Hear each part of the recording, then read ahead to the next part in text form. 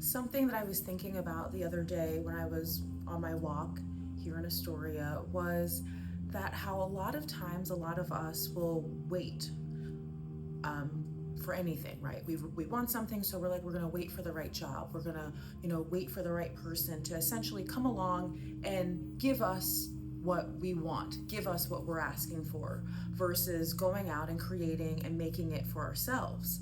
And I thought it was interesting, right? Because I'm like, a lot of people say you should have a podcast. I love being on podcasts, and I spend a lot of time reaching out to people that have podcasts and pitching myself and trying to find the right angles and saying, hey, if you ever want to talk about X, Y, and Z, I'd love to come on. Here's my website.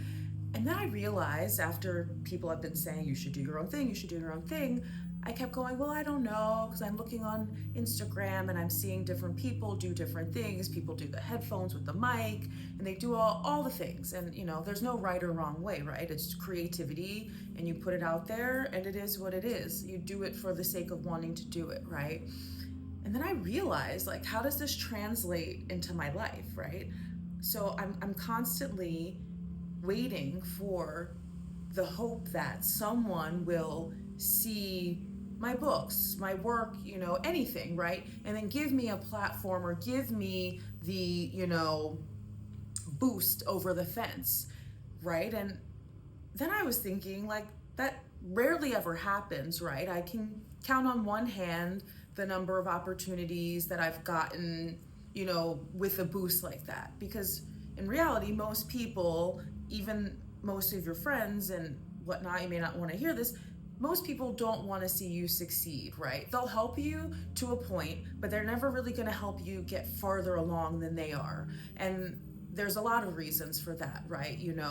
Then it makes them question, why aren't I there? There's jealousy involved. There's so many things it's multifaceted, So then I realized, like, if I want something, I'm going to have to go out and create it and give it to myself. Because if I'm waiting for someone to give me something, the only thing they're going to give me is what's best for them and use me as the vessel to get them there, right? So, no one wants the best for you but you, right? And perhaps your family and all of, that, without knowing all of the extenuating circumstances.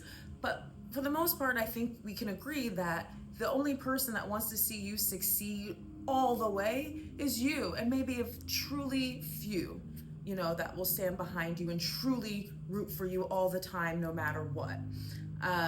So the important thing that I realize and I'm realizing is that if it's something I want, I have to go and create it. I cannot wait for a boss, a colleague, anyone, to give it to me. I can't expect other creators to have me on their podcast and hope to reach people that way. Like, I have to get out of the stands and get on the court and do the work and put it in. And then the beauty in that is I don't have to wait for anyone. And then my vision becomes clear. I get to talk about what I want to talk about, and I get to have my own interactions, and it doesn't have to look a certain way. I don't have to be in a studio. I don't have to use the podcast mic. I don't have to do anything. I can just be me and do what I do. And that translates into any and every part of your life.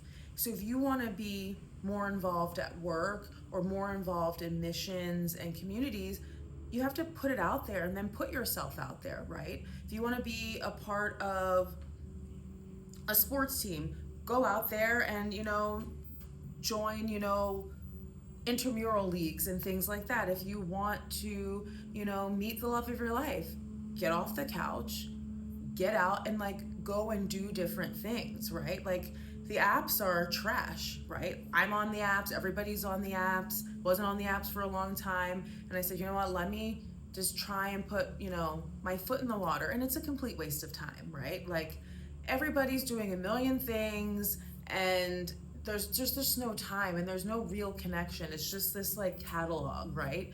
And, the few people that you meet, everyone's kind of just not really present, not really in the moment.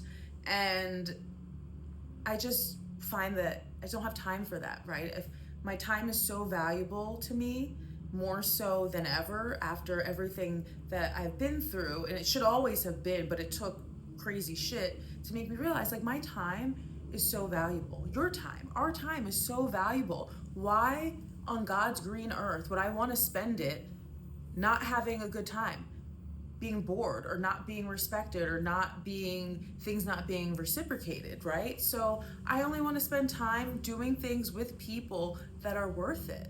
And I think that, you know, the more that people become aware and wake up to this, the more that's going to be, right? Like I would love to meet, you know, the person that, you know, just comes in and we meet and then we're just like, fuck yeah. And it's just like this power, you know, that builds together, right? It's not one person coming in and completing the other person. I don't believe in that. I believe that you have two people that come together and they build amazing, strong things. And all of my friends that have strong, healthy, beautiful marriages and relationships and partnerships have that, right? And the ones that maybe don't, you know, and it's very clear to me, you know, what it takes, and it's clearly not easy, and it is work, and it's consistent work on both sides. It's consistent work on the individuals to each,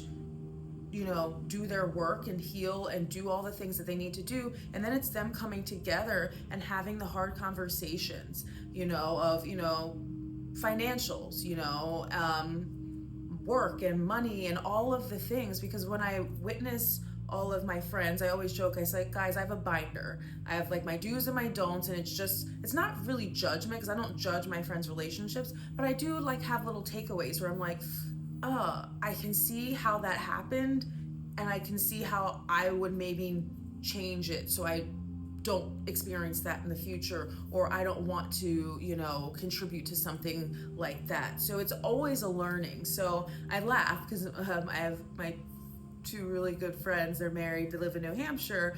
I always, whenever I spend time, I'm like, oh, this is going in the binder. And, you know, we all laugh about it. But, you know, it's just, you know, we're all doing the best we can. But I think that the more present that we can be, the better we can do. Instead of just doing the best we can do far more than that.